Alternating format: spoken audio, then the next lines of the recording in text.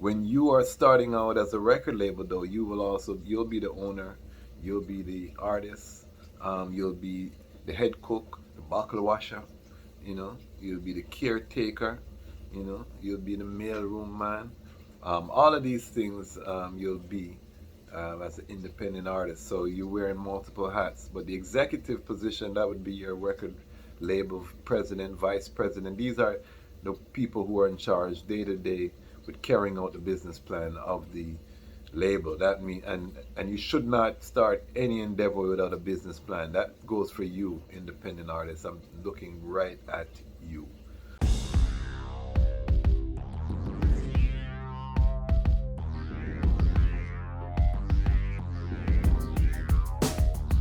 Well, Lion Voice, tell them that's the people first choice. Lion Voice, make the lioness them feel nice. Lion Voice, with the lion cubs we sacrifice. Lion Voice, got to show the people them the life. Lion Voice.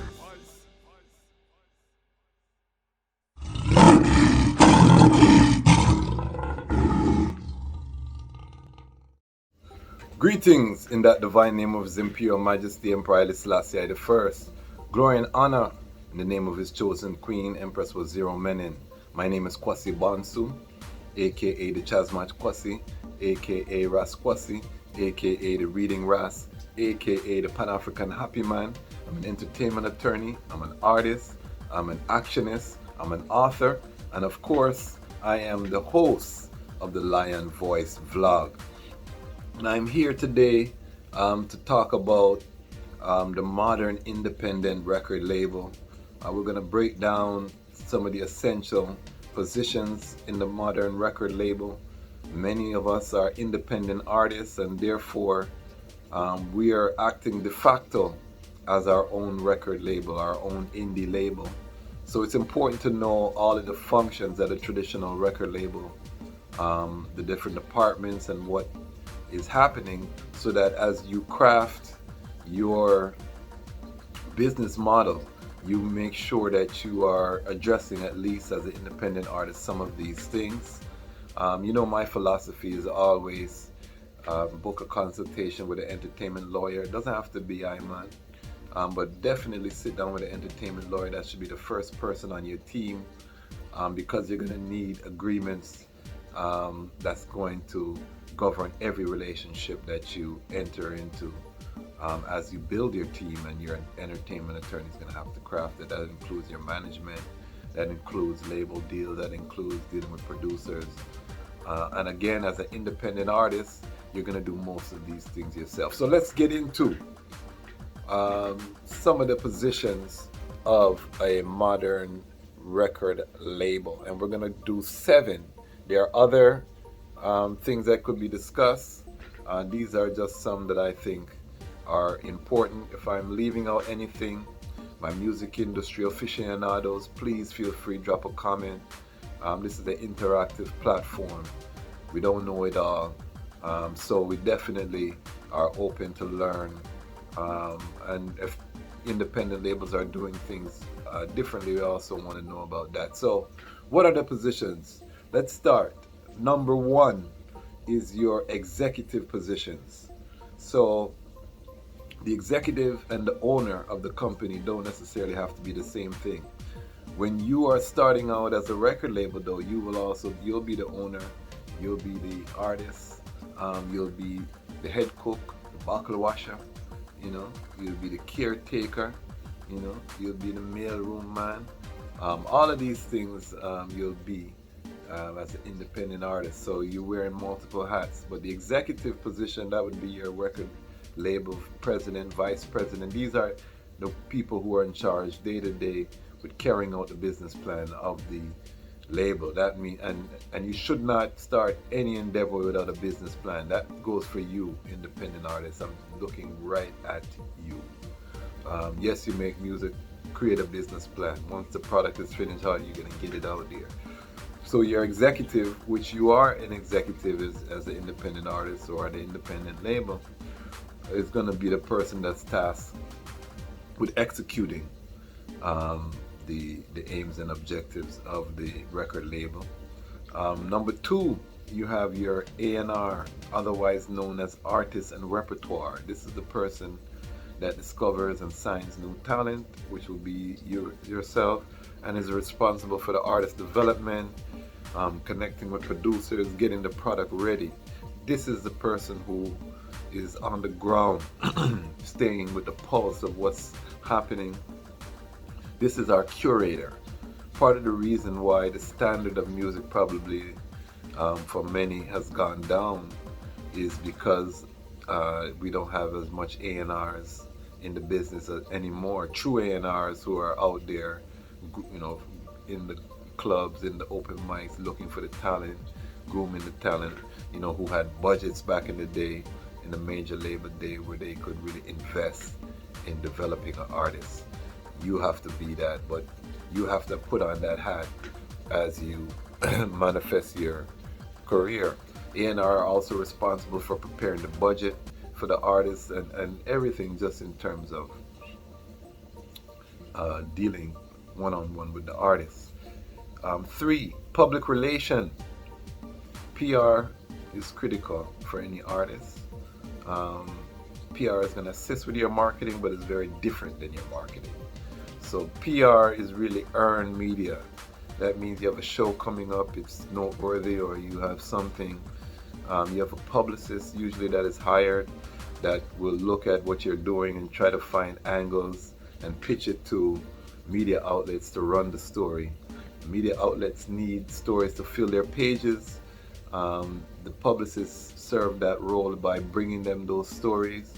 So you want to be having a publicist that can get you that earned media based on the things that you're doing. So this is why it's important for that, to have the business plan, to have your campaign in terms of how you're going to roll out your project, and have it interesting so you can maximize on the PR. In addition to the PR department, you have the marketing department. So the marketing department is the paid advertisements and campaigns. This is data driven. So if you're not dealing with data and analytics, you're not dealing with marketing. And you need to put on that marketing hat in terms of looking at your social media analytics, your insights on IG, and really crafting what you're doing that meets that. What are your demographics? What does your consumer avatar look like? That's all marketing speak. So the marketing department is crucial. 5 is your art department. Your art department, your cover art, the look, the feel, the brand identity, making sure that, you know, your brand is invoking a feeling. Your content looks a certain way. That art department is very important as a label. So if you find a good graphics man, keep him close. Of course, you have number 6, the legal department. Make sure you have your lawyer that you can consult with on deck, so that you are ensuring that you're protecting yourself. Make sure you're doing business as a limited liability company. You're not putting your personal assets and resources at risk of litigation. And make sure you have someone that can advise you. So the legal department is crucial. And then finally, your sales and your advertising department. Now, your sales is different than the marketing. The marketing is looking at the analytics. The sales is the department that's trying to actually sell the product. So you as a salesman, as an independent artist, setting up a booth at a festival with your CD or your branded zip drive or your whatever, however you got vinyl, and you're actually trying to sell it to people, or you're pitching it to stores to carry it, vintage stores, however, that's your sales. They're looking to move product. In the modern context, that would be your merchandise, all of the other things that you can move that are branded, that are also going to generate revenue. And then your advertisement department, which is creating the ads that are going to be used in your marketing campaigns. Once you get the marketing data, now you have to craft content that meets the needs. So you need an advertising department, and that goes hand in hand again with the sales. So those are the 7 aspects or departments that are necessary in a label. And remember, the label's job is really to move and to profit from the master recording. That is where the label makes their money. They're licensing, they're acquiring master recordings, and they're selling them. They're monetizing those master recordings, using those master recordings to help to develop and build and push their brand. And also, they're making revenue various ways off of the ownership of those master recordings. So this is 7 positions in a modern day record label. Maybe miss some. If you have any other, of course, you need your tech person. Every company in the modern industry is a tech person. That goes without saying. Your websites, and some of that can be built in to this. So we could add a technology person. And there's others. So like I said, whatever I miss, put it down in the comments.